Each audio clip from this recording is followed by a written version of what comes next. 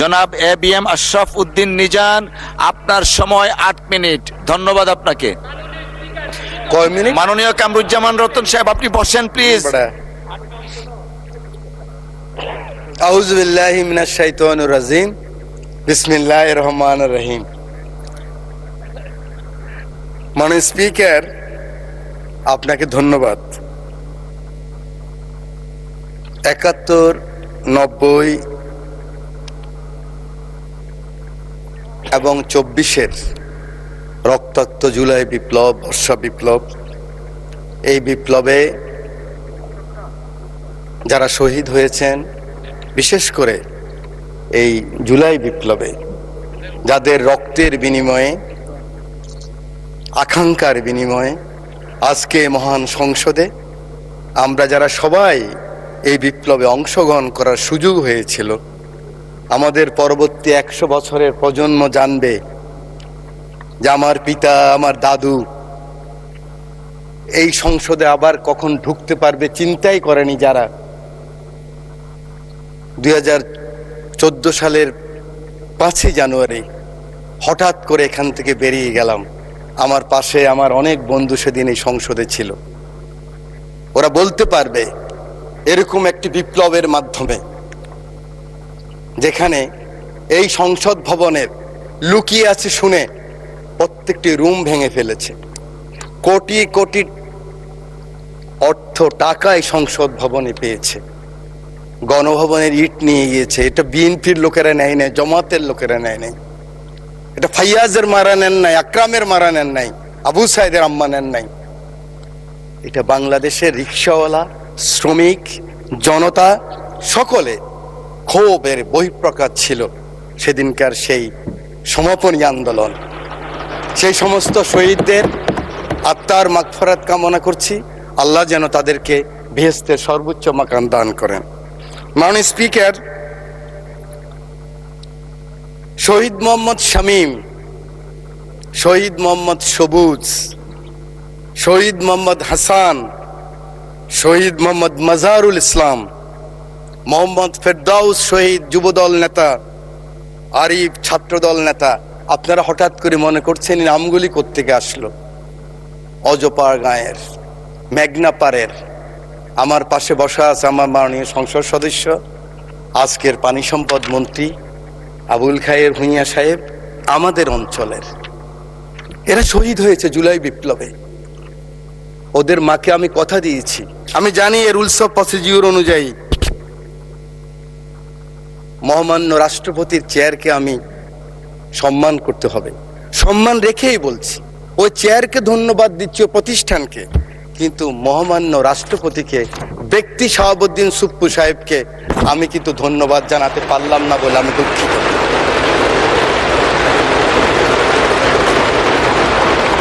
মাননীয় স্পিকার, শহীদ প্রেসিডেন্ট জিয়াউর রহমানকে স্মরণ করছি। আমার প্রিয় নেত্রী, আমার মা বেগম খালেদা জিয়া জীবনের শেষ পর্যায়ে এই চেয়ারে বসা ছিলেন 9th পার্লামেন্টে। তার পিছনে ছিলেন জনাব ফারুক সাহেব, আমরা ছিলাম, পার্থ সাহেব ছিলেন। প্রথম দিন 1/11-এর পরে আমরা যখন 26 জন, ম্যাডাম খালেদা জিয়া 3 জন, 29 জন ছোট্ট রুমের মধ্যে পার্লামেন্ট পার্টির মিটিং হলেন, আমি সাইকোলজির ছাত্র, আরেকদিন বলেছিলাম, মুখ দেখেই বুঝেছি ম্যাডামের মনে অনেক কষ্ট। ম্যাডাম নিঃশ্বাস ছাড়লেন, বাম দিকে খন্দকার দেলোয়ার সাহেব বললেন আর এই রাজনীতি করা হবে না, আপনারা যান, আমরা বয়কট করব। আওয়ামী লীগ আসলে আওয়ামী লীগ বয়কট করবে, আমরাও তো অনুষ্ঠানে যাব না, আমরা আসলে আওয়ামী লীগ আসবে না, এই রাজনীতি বন্ধ করতে হবে। 5 জনকে পাঠালেন, আমরা সেখানে গেলাম ও তো অনুষ্ঠানে। সংসদ শুরু হলো, 1.5 মাসের মাথায় বিশ্বাস করেন আমার মা সংসদে বসার মতো ভাষা এই পার্লামেন্টে ব্যবহৃত হয় নাই। এরকম টোকেন দিয়ে দিয়ে সংসদ নেতা ছিলেন ফ্যাসিস্ট, এই চেয়ারে বসা ছিলেন হাসিনা। উনি টোকেন দিতেন যুব মহিলা লীগের নেত্রীদেরকে। কিভাবে মন্দ বলা যায়, কিভাবে তারেক রহমান সম্বন্ধে মন্দ বলা যায়, কিভাবে খালেদা জিয়া সম্বন্ধে মন্দ বলা যায়। তারপরও সেই সংসদে আমরা ছিলাম। আজকে আমার নেতা শহীদ প্রেসিডেন্ট জিয়াউর রহমান রাজনীতিটা শুরু করলেন কিভাবে, গ্রোম করলেন কিভাবে। আমি তখন স্কুল থেকে কলেজে এসেছি। উনি ছাত্র, শিক্ষক, সাংবাদিক, সমাজের বিভিন্ন স্তরের মানুষকে নিয়ে গেলেন, সাংস্কৃতিক কর্মীদেরকে হিজবুল বাহারে, সেখানে তাদের সাথে আলোচনা করলেন। আমার সুযোগ হয়েছিল, আমি ফার্স্ট ইয়ার থেকে সেকেন্ড ইয়ার উঠলাম বিশ্ববিদ্যালয়ে। উলসি যদুনাথপুরে নিয়ে গেলেন আমাদেরকে, চট্টগ্রাম বিশ্ববিদ্যালয় থেকে ফার্স্ট সেকেন্ড যারা হয়েছে। 8 ঘন্টা ছিলাম। ওই হাতের স্পর্শ, ওই কথা, ওই ভীষণ এখনো মনের ভিতরে ভাসে। হয়ে গেলাম জাতীয়তাবাদী শক্তির একজন সৈনিক। আল্লাহ এই দুই নেতা এবং নেত্রীকে বেহেশতের সর্বোচ্চ মাকাম দান করুক। সময় নেই, বলতে পারবো না, শুধু বলতে চাই, আর কত যুদ্ধ, আর কত তর্ক, আর কত বিতর্ক, আর কত ছোট করা। এই সংসদটাকে আসুন না সকলে মিলে, সকলের সংসদ, আকাঙ্ক্ষার সংসদ, বাংলাদেশের 16 কোটি 17 কোটি মানুষ যে সংসদ চায়।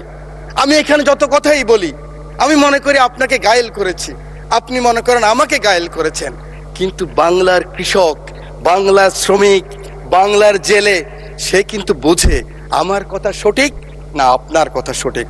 আমার মহাসচিব মহোদয় এখানে বসা আছেন। আমার মহাসচিব মহোদয়কে হেলমেট পরাই নিয়ে গেছি, নাম বলতে পারলাম না, একজন সেনাবাহিনীর প্রধানের সাথে মিটিং করার জন্য আজকের কৃষিমন্ত্রীর বাসায়। কারণ ওটা বেশি দিন নয়, 23 সালের কথা বলছি। জীবনের বাজি নিয়েই কথাগুলি করেছি আমরা। আমার নেত্রী 11 আমার নেতাকে যখন নিয়ে গেল, খবর পেলাম আমি, কারণ 7 দিন আগে শেষ দিন আমার দেখা হয়েছিল আমার নেতা তারেক রহমানের সাথে, বেগম খালেদা জিয়ার সাথে 111-এর পরে হাওয়া ভবনে। সেদিন ছিল ওনার শেষ দিন। খবর পেলাম ওনাকে নিয়ে গেছে, ঢুকে গিয়েছে। 196 জন এমপি ছিল এই পার্লামেন্টে। আমি ঢুকেছি, আমার নেত্রীকে দেখেছি, একজন মা, তার সন্তানের জন্য কি আকুতি, কি কান্না, কি বেদনা বিধুর আমি দেখেছি। আমি সেই কথা মনে রাখতে চাই। আজকে আমরা অনেকে আছি, কিন্তু ষড়যন্ত্র বন্ধ হয়নি। জাতীয়তাবাদী নেতাদেরকে বেঁচে থাকতে হলে অনেক যুদ্ধ করতে হয়, ঐক্যবদ্ধ থাকতে হয়। আমরা সকলে আসুন একমত হই।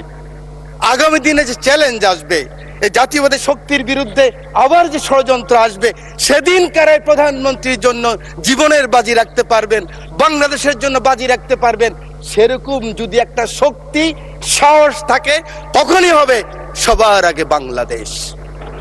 তখনই হবে দিল্লি নয়, পিন্ডি নয়, অন্য কোনো দেশ নয়। জি, সময় বাড়ানো হলো আরো 4 minute. Thank you very much. You are very welcome. Thank you very much. আমি আপনাকে ধন্যবাদ জানাই। আমার সংসদ নেতা, আমি ওনাকে হসপিটালও দেখেছি। একজন মানুষ তার কর্মীকে কত ভালোবাসলে, আমি অ্যাপ্রন পরে গিয়েছি, মাস্ক লাগাই গিয়েছি। আমি এমপি ছিলাম, দেখে চিনে নাই। সেই ছবি আপনারা দেখেন, কিন্তু মাথার মধ্যে ব্যান্ডেজ লাগানো। আমি মাস্ক খুললাম, অবাক হয়ে গেলেন, আপনি কেন আসছেন? আমার চোখের পানি পড়ছে, আমি পিছিয়ে আসলাম। আমি বলতে চাই, এই চ্যালেঞ্জ আবার আসবে, ষড়যন্ত্র বন্ধ হয় নাই। আমরা কে কত বড় হব, কোথায় যাব, কি নিব, কি হব, সেটা বড় কথা নয়। বড় কথা হলো এই চ্যালেঞ্জ গ্রহণ করতে হবে। মাননীয় স্পিকার বলেন, একটু আগে আমার সেই ভাই এখন আছেন, আমার নেতা তারেক রহমান ছুটে গেলেন, ওখানে গেলেন, দেখলেন। সাথে সাথে আমি মনে করি আগামী দিনের রাজনীতির জন্য সংসদের বিরোধী দলের নেতা আপনিও ছুটে যাওয়া উচিত ছিল। আমি জানি না আমার কথা কিভাবে নেবেন, যে মাননীয় সংসদ নেতা, আমি শুনেছি, আমি উপস্থিত ছিলাম, কারণ ওনার পিছনে আমি ছিলাম। আপনি গিয়েছেন, উনি বলেছেন আপনার কিছু প্রয়োজন লাগলেও আমাকে বলবেন। এভাবেই রাজনীতিটাকে আমরা এগিয়ে নিতে হবে। বাংলাদেশের মানুষের আকাঙ্ক্ষা এই রাজনীতি। মানুষ আর এই হিংসা, প্রতিহিংসা আর দেখতে চায় না। বক্তব্য আমি শেষ করছি। যাওয়ার আগে, দ্বিতীয় বিশ্বযুদ্ধের একজন সৈনিক, আমরা জানেন, আমরা কিন্তু উইলস্টন যে চার্চিলের পক্ষে, মিত্রশক্তির পক্ষে যুদ্ধ করেছিলাম। এবং আমরা কিন্তু বাঙালিরা সবসময় এরকম ছিলাম। আমরা মুঘলের বিরুদ্ধে ঈসা খাঁ যুদ্ধ করেছে, ফরাজি আন্দোলন, ফকিরি আন্দোলন, এগুলি তো আমরাই করেছি। ইলামিত্রের আন্দোলন আমরাই করেছি, তিতুমিরের বাঁশের কিল্লা আমরাই করেছি। এই সৈন্য গিয়েছিল, যুদ্ধ করেছে বিভিন্ন জায়গায় মাননীয় স্পিকার। পরে আসছে বার্মায়। বার্মায় আসার পরে নিজের দেশের কথা মনে পড়েছে। দেশের কথা মনে করার পরে মনে করলো এই বর্গী ওলন্দাজ ব্রিটিশরাই তো অত্যাচার করেছে, আবার তো সেই অবস্থাই হবে। তার স্ত্রীর কথাও মনে পড়েছে। তখন ঢাকায় কিন্তু লণ্ঠনের বাতি জ্বালতো। তো তিনি বলেছেন, পরের জন্য যুদ্ধ করেছি অনেক, পরের জন্য যুদ্ধ করেছি অনেক, এবার তোমার আর আমার যুদ্ধ। যদি বলো এত যুদ্ধ করে কি পেয়েছি? তিউনিসিয়ায় পেয়েছি জয়, উগান্ডায় পেয়েছি জনগণের ভালোবাসা, আর প্রতিবেশী বার্মায় পেলাম ঘরে ফেরার তাগাদা। আমি যেন সেই বাতিওয়ালা যে পথ পথ রাস্তায় বাতি জ্বালিয়ে ফিরি, অথচ যার নিজের ঘরে জমে থাকে দুঃস্ব অন্ধকার। এই অন্ধকার আমরা কাটাতে চাই, এই অমনুষ্য থেকে বের হতে চাই।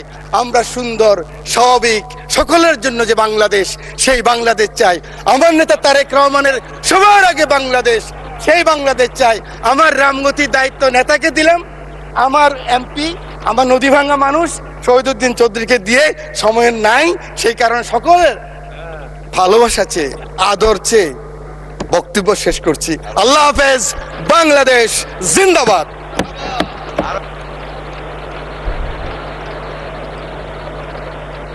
অসংখ্য ধন্যবাদ মাননীয় সদস্য।